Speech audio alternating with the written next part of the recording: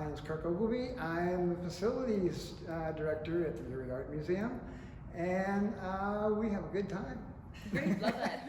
Explain that again, and explain it to me like I don't know at all what you're talking about.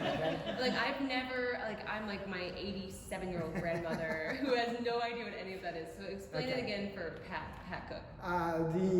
The building has an energy management system that controls the lighting and can potentially be used to control all electrical usage.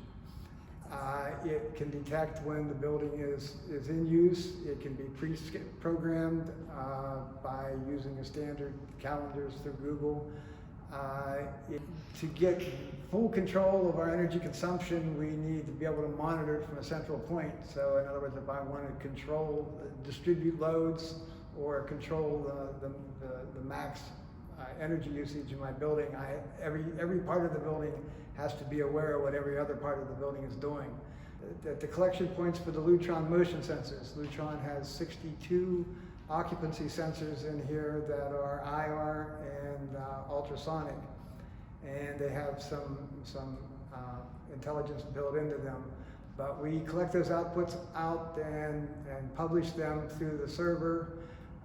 We then build a Ubuntu-based controller built around QLC Plus, which is used to schedule the building and decide when we're open, when we're closed, and do occupancy. In other words, the lights are on and adjusted per usage of the galleries. From the museum point of view, everyone's interested in relative humidity, carbon dioxide, temperature, and that's basically what we fixate on.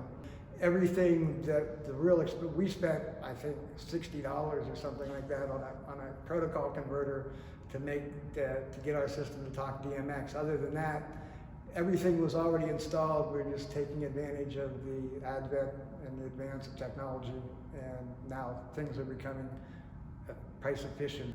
I'm Laura Domencic. I'm the executive director at the Erie Art Museum. We're in the main gallery, which is part of the annex space that was built in 2010. So it's about 11 years old now. And what's really interesting about this space is that the walls are pivoted so that you can actually pivot them 360. They're on an axis. And that gives us the opportunity to really change the space depending on the exhibition, but it also alleviates the need for building temporary walls and then tearing them down, so that waste isn't part of the process. How does green buildings and building management align with your mission? Okay. I think it aligns because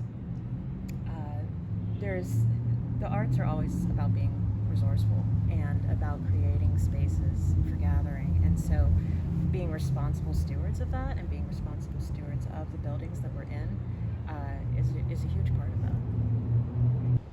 I think sustainability is important because the Erie Art Museum has always been a really important part of the community, and of course the environment that we're in is critical. I mean, especially being next to something like Lake Erie, you have to be aware of it. You can't not be.